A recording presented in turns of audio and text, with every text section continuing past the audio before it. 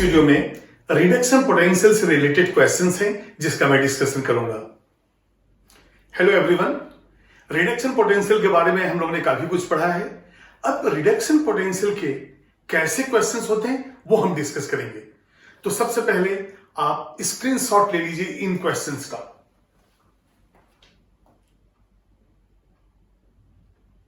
Yes, मैं समझता हूं कि अब आपके आंसर्स भी रेडी हो गए होंगे थोड़ी देर में। अब यहां पे इसके पहले कि मैं ये क्वेश्चंस को डिस्कस करूं, मैं आपको बता दूं कि यदि रिडक्शन पोटेंशियल मिनिमम है तो स्टेबिलिटी भी ज्यादा इसकी है और ये मोर पावरफुल रिड्यूसिंग एजेंट होता है। चलिए पहला क्वेश्चन देखते हैं। In a spoon of copper metal is placed in a solution of ferrous sulphate. इसका मतलब copper is in contact with FeSO4। अभी बताइए, कॉपर आयरन से लेस रिएक्टिव है या मोर रिएक्टिव है?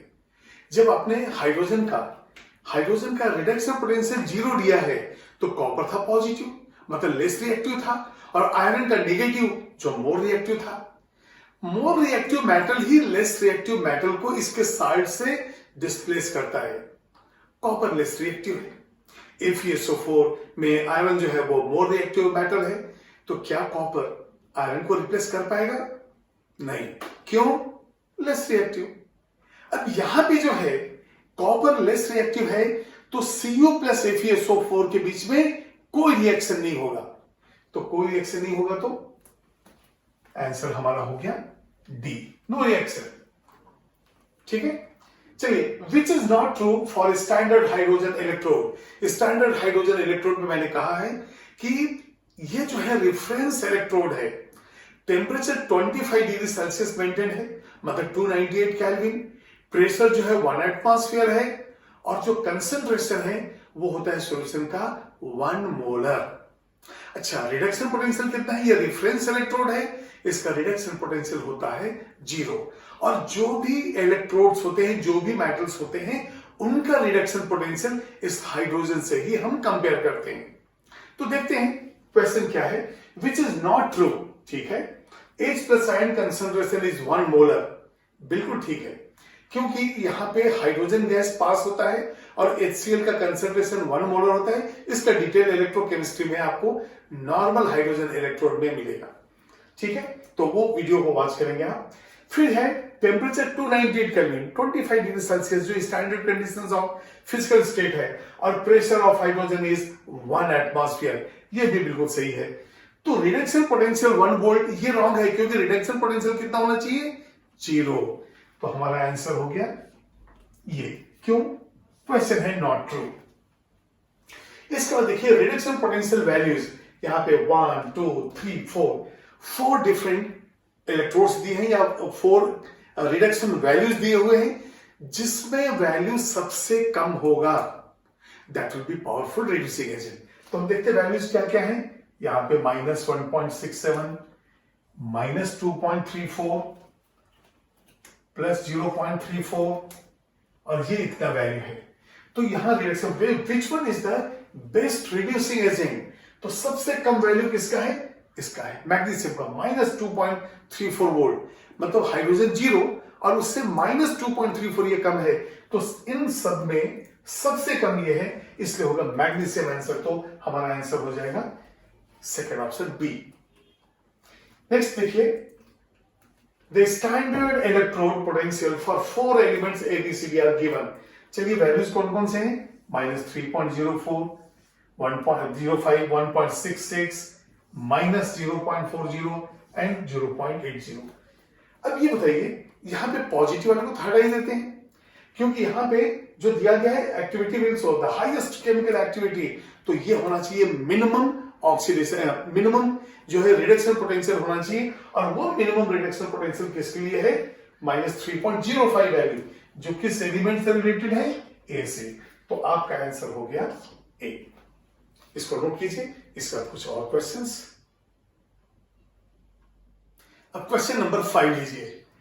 The oxide which can be reduced by hydrogen, और यहां पे 4 ऑक्साइड्स दिए हुए हैं, Na2O, CaO, K2O and CuO। जब हाइड्रोजन रिड्यूसिंग एजेंट जैसा काम करेगा तो नेक्स्ट जो कंपाउंड है, जो ऑक्साइड है, उसके अंदर जो एलिमेंट है, जो मेटल है, उसका रिडक्शन पोटेंशियल हाइड्रोजन से ज्यादा होना चाहिए। क्यों? यदि दो मेटल हो जिसमें एक का रिडक्शन पोटेंशियल कम है तो यह रिड्यूसिंग एजेंट जैसा काम करता है। अब यहां पे देखिए, जो सोडियम, पोटेशियम, कैल्शियम है, इनका रिडक्शन पोटेंशियल कैसा है? यह होता है निगेटिव। हाइड्रोजन का कैसा होता है? 0। और कॉपर का कैसा होता है? पॉजिटिव। तो जब हम इनकी तुलना करेंगे तो हाइड्रोजन इनको रिप्लेस नहीं कर पाएगा, रिड्यूस नहीं कर पाएगा। हाइड्रोजन जो है 0 है, ये पॉजिटिव है, तो हाइड्रोजन का रिडक्शन पोटेंशियल कम है, इसलिए रिड्यूसिंग एजेंट जैसा काम करेगा जब ये CuO के साथ रिएक्ट करेगा। तो आपका आंसर हो गया डी। क्वेश्चन नंबर 6 देखिए, इज द रिएक्शन, अच्छा एक रिएक्शन दिया हुआ है और पूछा गया ये पॉसिबल है क्या, और पॉसिबल है तो क्यों है। अब आपको मालूम है कि एल्यूमिनियम जो है 3rd A ग्रुप का एलिमेंट है और ये काफी रिएक्टिव है एज कंपेयर टू आयरन। अभी बताइए, यदि एल्यूमिनियम आयरन को अपने इसके साल्ट से रिड्यूस कर रहा है, क्यों रिड्यूस कर रहा है? क्योंकि आयरन का ऑक्सीडेशन स्टेट +2 है, अब ये 0 हो रहा है, तो एल्यूमिनियम यहां पे रिड्यूसिंग एजेंट जैसा काम कर रहा है। यदि एल्यूमिनियम रिड्यूसिंग एजेंट है तो आयरन की तुलना में इसका जो रिडक्शन पोटेंशियल है वो कम होगा, और यदि रिडक्शन पोटेंशियल कम होगा तो ऑक्सीडेशन पोटेंशियल ज्यादा होगा। तो यहां पे मैं लिखूंगा reduction potential of aluminium is less than iron. अब लेस है इसलिए ये रिड्यूसिंग एजेंट है, तो oxidation potential of aluminium iron से ज्यादा होगा। तो सबसे पहले रिएक्शन तो होगा, तो रिएक्शन होगा तो बी एंड डी के बीच में कॉम्बिनेशन है। यहां पे दिया है कि एल्यूमिनियम का ऑक्सीडेशन पोटेंशियल ज्यादा है, तो हमारा आंसर बी हो गया। ठीक है, अभी देखिए एल्यूमिनियम जो है स्ट्रॉन्ग ऑक्सीडाइजिंग एजेंट ही है, रिड्यूसिंग एजेंट है। रिड्यूसिंग एजेंट इसलिए खुद को ऑक्सीडाइज कर रहा है और एल्यूमिनियम से Al+3 बन जाता है। ठीक है, अब 7th question, the strong oxidising agent is.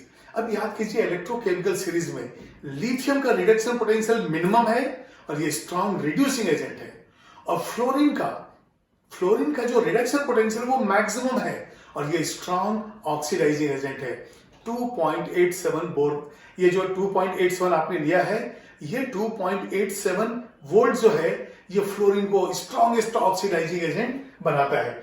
तो यहां पे स्ट्रॉन्ग ऑक्सीडाइजिंग एजेंट, यदि रिडक्शन पोटेंशियल पूछा जाए तो हाईएस्ट है, और यदि ऑक्सीडेशन पोटेंशियल पूछा जाए तो मिनिमम होगा। तो देखते हैं, high value of reduction potential बिल्कुल सही है, क्योंकि यहां पे रिडक्शन पोटेंशियल ऑफ फ्लोरीन जो है ये होता है +2.87 वोल्ट। तो high value of reduction potential इसको स्ट्रॉन्ग ऑक्सीडाइजिंग एजेंट बना देगा। Which of the following statement is wrong? ये देखिए, ये रॉन्ग है।